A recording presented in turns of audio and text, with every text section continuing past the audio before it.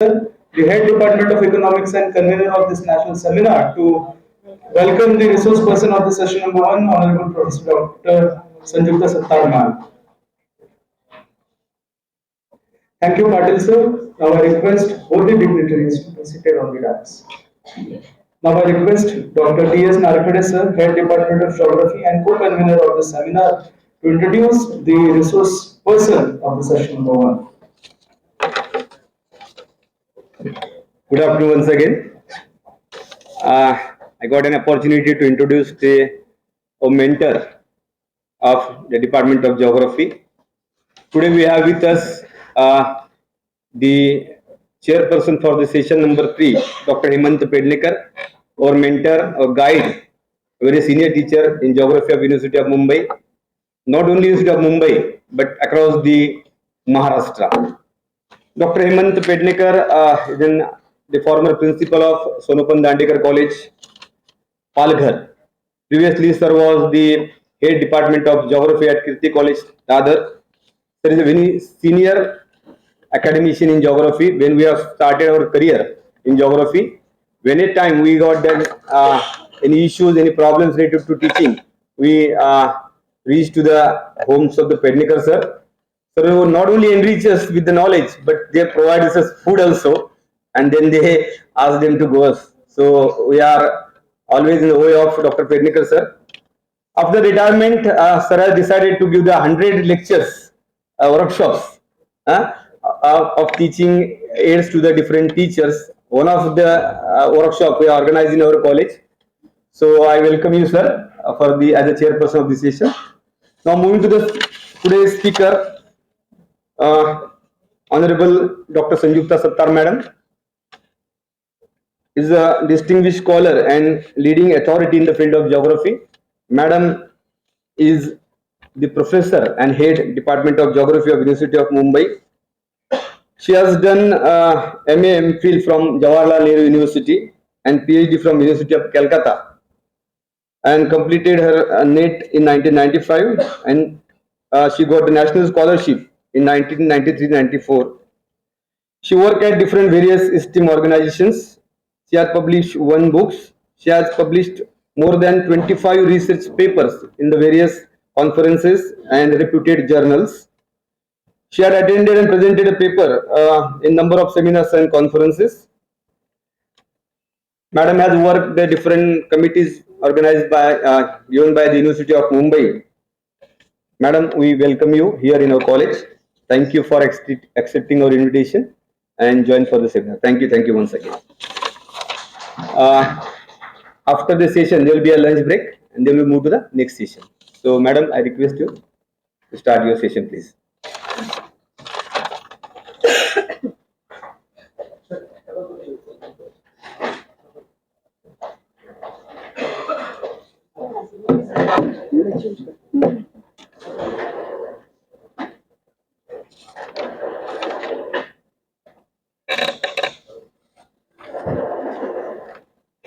Respected dignitaries, dear colleagues, students, a very good afternoon to all of you. At the outset, I would like to express my sincere gratitude for getting this invitation, and it is really an honor and pleasure for me to be here amidst all the research scholars, the prominent researchers, and the academicians. Uh, First of all, I would like to congratulate the organizing committee and the college for choosing such a very relevant topic, which in the previous session, all the speakers have recognized, and it is definitely very true that it is a need of the hour that we should need to think and look at what sort of relationship or linkages is going on between people, environment, and development. So today, for today's session, I thought I'll speak on this, the type of linkages, the type of relationship between human relationship between human beings, nature, and or the environment and the development. Now, because when we think of framing any policy or planning, we need to look at like what type of relationship, what is the situation, existing situation, and how, what is its impact. So then only we will be able to plan accordingly and be able to plan for the benefit of the society, benefit of the environment, and for a holistic development. So today I will be sharing with you all my thoughts, as well as the thoughts and the various observations and the conclusions that has been drawn from the various ongoing researches by various prominent researchers, their ideas and how on this linkage with, or the relationship between human environment relationship mainly, and what has been its impact. Now, starting from like what do we understand by environment? That is a basic thing. Like I'll discuss some of the basic points, and then we can really understand what sort of relationship is there between human and the environment. Now, if we talk about what is the concept of environment, environment, and very simply, it is our surroundings. If I ask you, that is the reply I'm sure all of you will be giving me. But it is our surroundings consist of what? So according to the Environmental Protection Act, they have talked about what includes the environment. Environment includes water, air, land, and also the interrelationship which exists among this between this components. And the what are the things that are also disturbing this balance, that is the pollutants, the environmental pollutants, that means the solids, liquids, or the gaseous substances present in such concentration that they are injurious to the environment, they modify the environment negatively. And what do we understand by the, what is this pollution? What is this concept? What is this thing happening? It means that the presence in the environment of any environment of pollutant that is disturbing or modifying the balanced state. So as we see the environment, like the physical components of the environment includes atmosphere, hydrosphere, and lithosphere, and they are interlocked, and we find the ecosphere, that is the living components occupied by the living components. Now, there is a deep interaction between human and the environment. Okay, what sort of interaction is there? Basically, the human, and why do this interaction exist? So human beings interact with the environment in the process of fulfilling their requirements, their needs for food, their need for water, their need for shelter, their need for fuel, medicine, and many other things. And what sort of impact is resulting because of their interaction with the environment. Now, this interaction with the environment has also changed over time. It has actually evolved with the evolution of the society. When we go back to the very early stage, when human beings were practicing just food gathering and hunting as their way of life. So there, the way of interaction with the environment was very different from what the interaction of the environment is today. So if we trace the evolution of the society from the food gathering society to the agricultural society to the pastoral society, and then to the industrial society, and then to the post-industrial society, we can trace the change in the interaction also, and also we can find the change in the impact of the interaction also. So we can say that this interaction occurs wherever the human social system meets the natural world. And in modern society, like in present post-industrial society, in the present society, this impact of this interaction is manifested in various ways. They are maybe positive, they are maybe negative also. So the negative impacts include like deforestation, soil erosion, pollution, and definitely all culminates to the big change, that is the climate change that is happening, and that we are, all of us, we are concerned. The positive impacts, like how the, what sort of interaction is related to the positive impacts, how the environment is conserved or preserved, and what sort of measures are taken in form of recycling and conservation and etc. So now we need to look at, like what determines what type of interaction. So we can say that environment and human interaction is basically represents the activities, the human activities they take part in. So but what determines, what are the factors determining the what kind of impact is going to be happening because of their interaction. So first is like population size. Okay, so obviously if the population is large, there will be more pressure. So adequate measures has to be taken if that balance is to be maintained without much modification to the environment. Then technological advances is another factor, and this can both alleviate, that is, it can mitigate the problems, it can be used to the advantage, as well as it can aggravate environmental stress. Like also wealth, this this determines the pattern of consumption of the human beings, okay, and the pattern of like what sort of footprints they are leaving behind, the ecological footprints or the carbon footprints, that is very much determined by the wealth they are having. Also education, this is a very important factor, like because with education awareness is created, knowledge is generated, and this can lead to more pro environmental behavior. And the societal values, like the people's beliefs, the people's norms, whether and how they also inculcate environmental friendly activities or initiatives, and all this definitely shapes the environmental policies.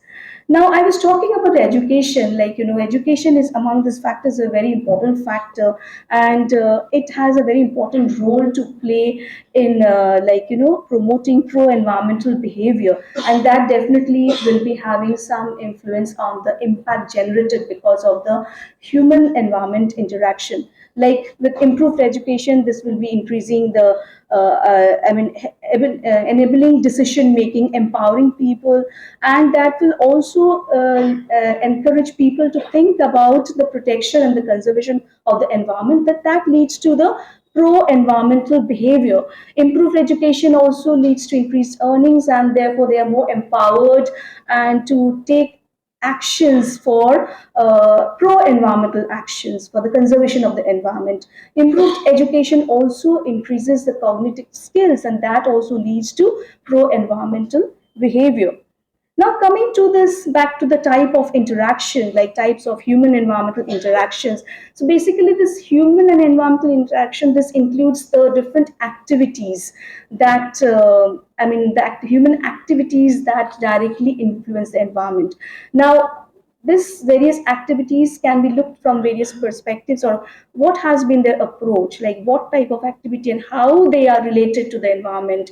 So one is like dependence on the environment, how their activities are environment dependent, like dependent on the natural resources, dependent on the air water usage, how they are collecting the natural resources, how they are collecting their food, energy, and shelter. Then, secondly, is just not dependence, it is what sort of modification is caused due to this interaction. So, the modification of the interaction environment because of the interaction, like in the process of building dams, or clearing lands for acquiring land for maybe urbanization, for building houses, for building industries.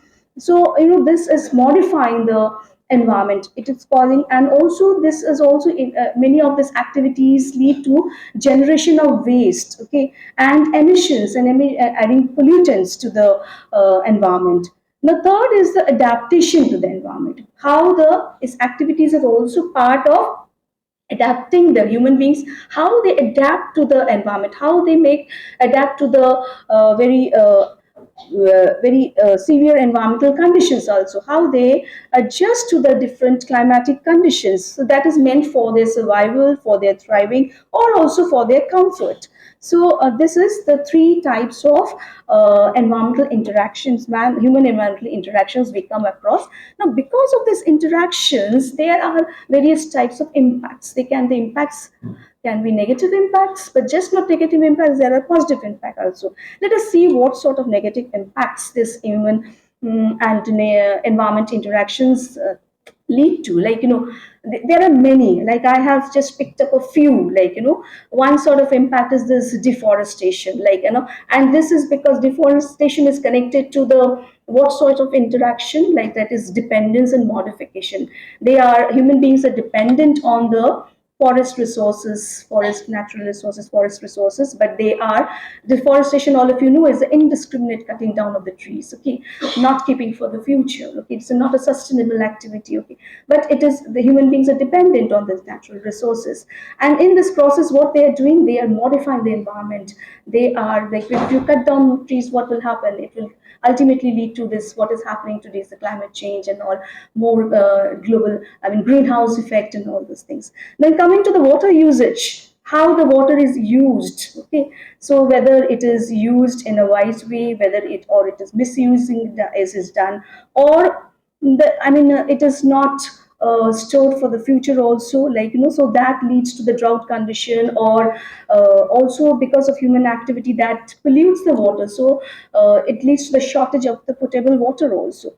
Now this sort of activity is also dependent on water, and then also it leads to modification, also modifications in the sense, because when the pollutants are added to the water, or the drought condition emerges, because that absolutely modifies the environment. Then coming to the energy and the natural resources, then oil and gas, like these are also, human beings are dependent on these natural resources, and they extract these resources, and in this process of extraction, if it is beyond the limit, okay, if they are doing it indiscriminately, that leads to the modification and of the environment, so that generally causes negative impact. Okay, and coming to the natural mineral resources, or similarly, like mining activities, if not done, if it is mining is done in an indiscriminate fashion, so and no time is given for the replenishment of the minerals, which takes a long time, and also, so that will be losing our resources in very short time, and as well as the process or the method used for the mining activities, like some of these activities really adversely affect the environment. For example, the strip mining, it adversely affects the environment.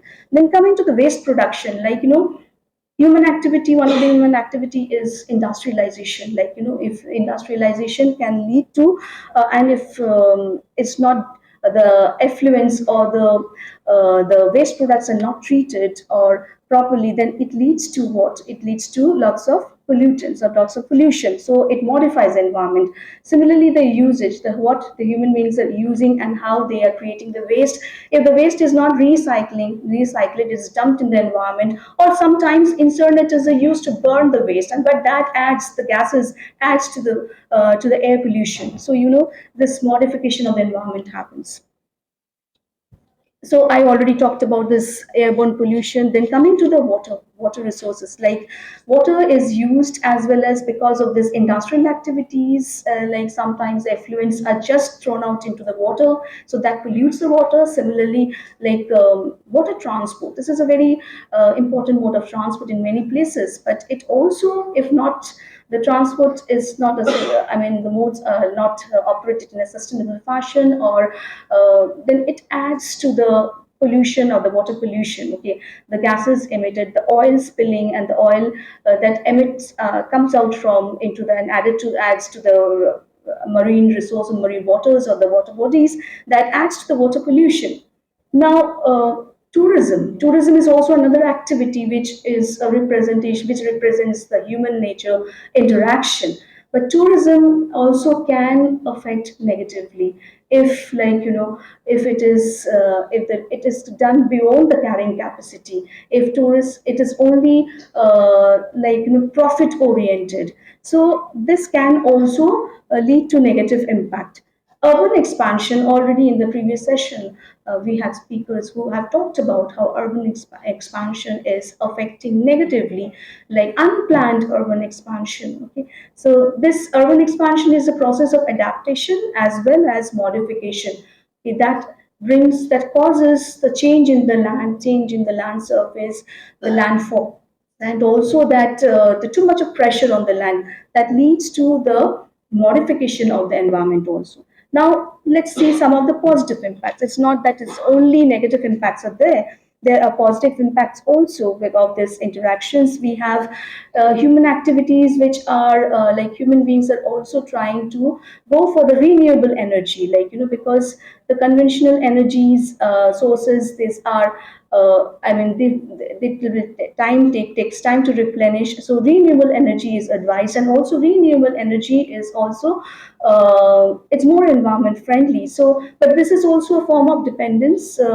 Type of activity, because human beings will be dependent on the natural resources for the energy, obtaining those energy sources. Then urban green projects, like for example, like cite the examples like rainwater harvesting, or creating rooftop gardening. Okay, so these are some of the urban green projects. This is also a type of adaptive method, and how to adaptation to the different kind of environment, and this definitely has a positive impact. Then coming to tourism definitely has, it's a negative impact, but it has positive impact also if it is followed, the ecotourism tenets are followed, like it is it because it creates environment awareness about the environment. It creates or it can help in encouraging people taking initiatives for the protection of the environment. And so this has a positive impact also, and definitely the revenue generated from the tourism can be used for the environmental conservation and protection also. And coming also related to this is protection of the natural parks also. This is also an adaptation, how the natural parks that can be conserved and maintained. So these are the positive impacts. Then coming to reuse and recycling, like for example, nowadays we suffer and everybody is concerned about the plastic waste generated. So how this can be, this problem can be mitigated, like reuse or recycling is the best method. And so that those activities are taken, I mean, human beings are taking up, they doing this, going for this type of initiatives, like going for those more biodegradable materials for preparing those, for using the, for packaging and all. So, and also going for the recycling of the waste instead of just burning or dumping in the landfill. Instead of just sending it to the incinerators or to the landfill, how this waste can be recycled. Okay, so this is that that causes the modification, but that has a positive impact. Okay, now composting is another, like this is also related to waste, like this can be done at the household level, how the waste can be composted, and that can in turn be used for in the agricultural practices or for the gardening to increase the soil fertility. Now water management, that is also a very important activity which now is I mean taken up to see how the water can be managed in a wise fashion, wise way. And those, that is again the various methods used for water management, like rainwater harvesting, then storage, various methods of storage, then using recycling, also related to the recycling, and also like some of the wastewaters, like especially at household level, the water used for washing the vegetables or maybe washing other food products can be used for gardening. So all these things, all this awareness and all, so this also connected to the water management. So these are variously the methods of adaptation. So this is how the various human environment interactions lead to the positive impacts. Now, this, so I talked about the various impact, various activities human beings are. So these interactions are basically a result of the, or represents the various activity. One such activity I'm just going to focus on a bit in more in details, that is tourism. Okay. No, so I will just very hurriedly go through this, how this human environmental relationship through tourism is understood.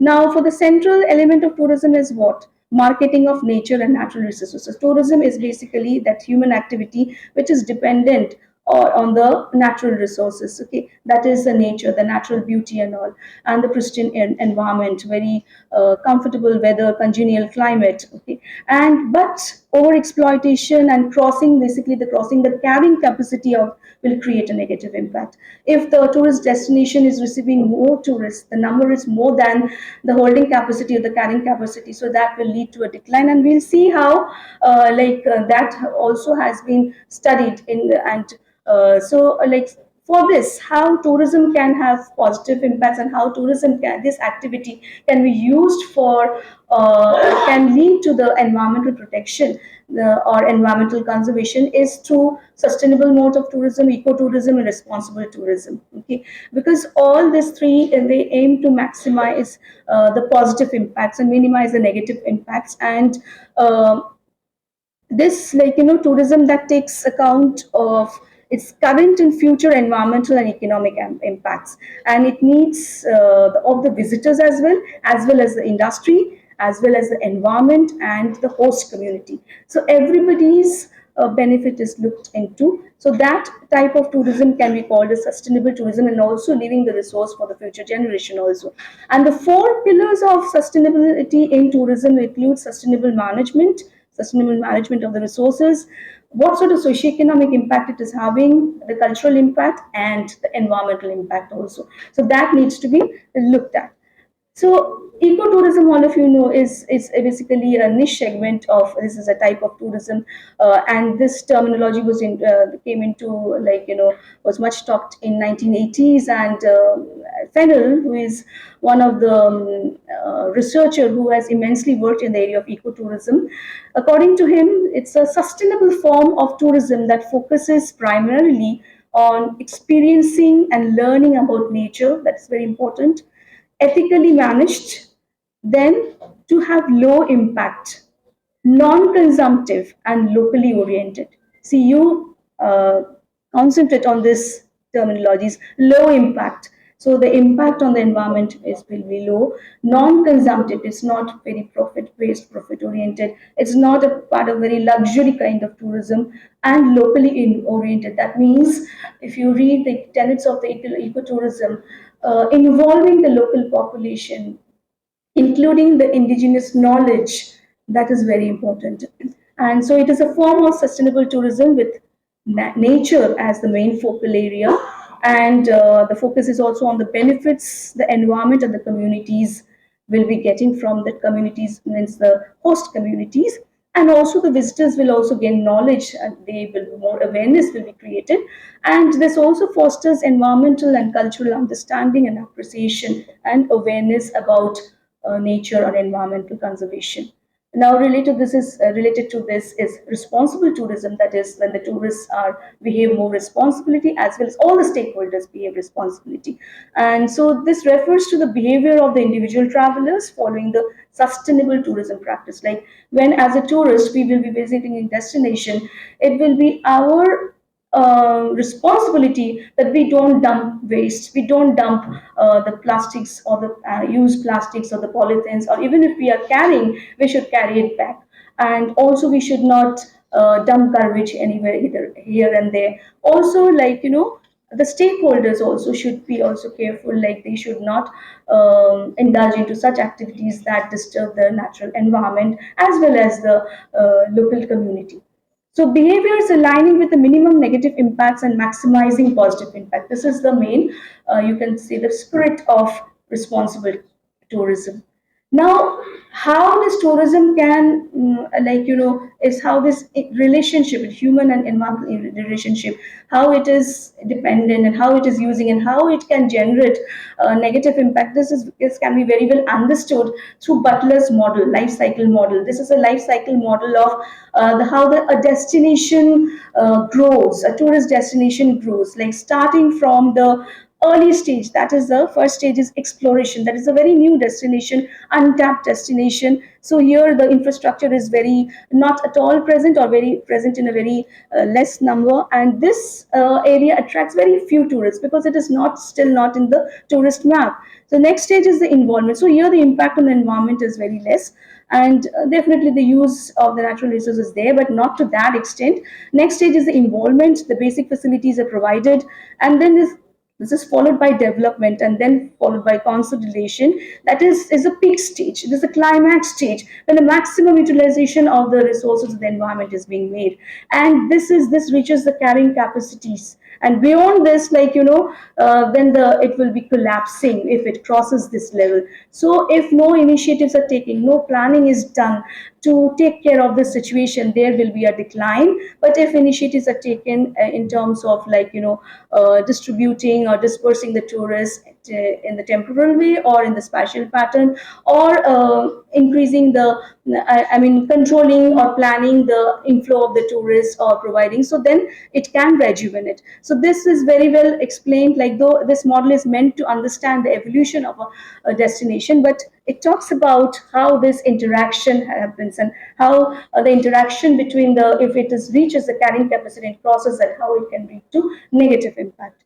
Now, this is another model by Plog. This the model is on the types of tourists, but this also tells us, the types of tourists is how the tourists, different type wise, their interaction with the environment also differs. Like here you have psychocentric tourists, those who are very planned and they will like to have all the facilities, infrastructure, and in the place. So and on the other hand, you have the adventurous or the allocentric. So they don't mind going. They don't mind. They in fact want to be present in amidst nature. They don't want any changes. They don't want any modifications. So this also talks about the demand, the human demand, and that again connects to the, it's related to the human and nature or environment interaction. Similarly, Cohen also had come up with a model on the types of tourists. So he had categorized into drifter, explorer, individual mass tourist, and organized mass tourist. So obviously, mass tourism has more pressure on the environment. The interaction is different there because the demands of the tourists, the expectation of the tourists is also different. They expect more, so they are more. They're some sort of like sometimes they are burden on the environment, okay, and that sometimes excessive mass tourism leads to negative impact. Whereas the drifter and the explorer, they will be having minimum impact on the environment. So this also talks about how this interaction takes place. Now, tourism also has a potential to contribute to the SDGs, Sustainable Development Goals, and especially Sustainable Development Goal 8, 12, and 14 and 15. 8 is the 8.9, that is promoted sustained inclusive sustainable economic growth, full and productive employment and decent work.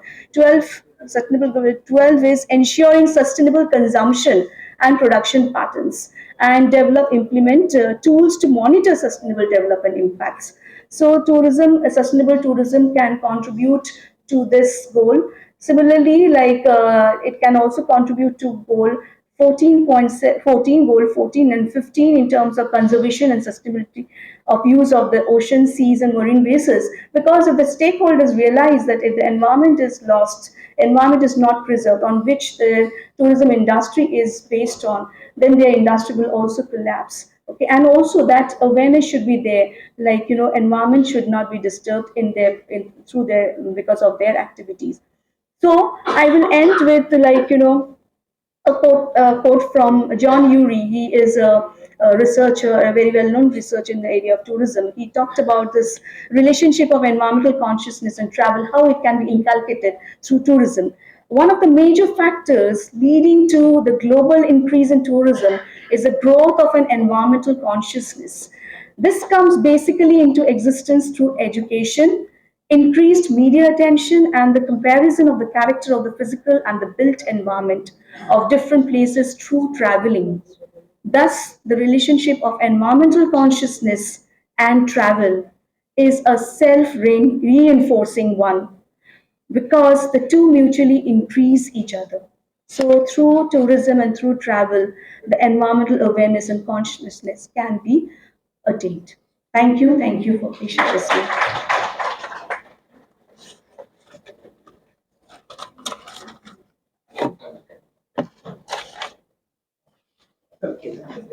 Just a minute. Just listen. Madam, listen. Felicitation of Dr. Hemant Pednekar by Power sir. Request. Power sir.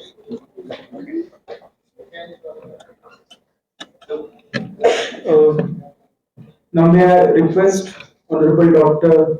Pawar sir, the Chairman of Board of Studies in Rural Development, to felicitate the Chairperson of the session number 1, Professor Hemant Pednekar sir, by giving short and bouquet as a token of love and affection.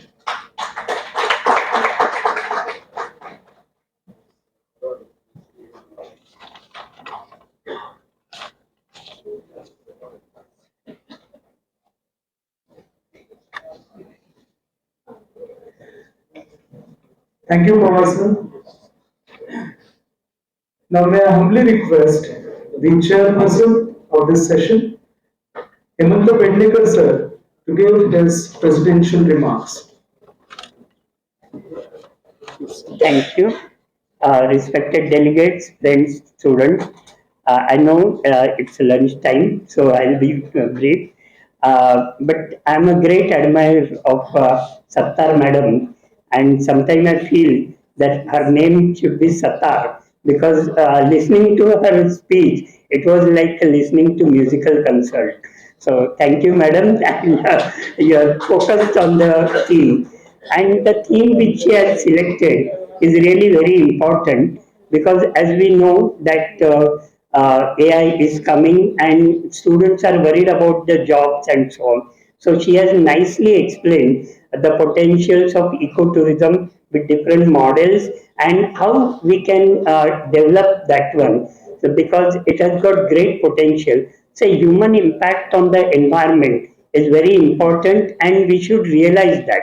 And as she had said, that initially we didn't have technology, but with the development in technology and our grid, the man is destroying the environment, especially, and tourism can become a sustainable activity.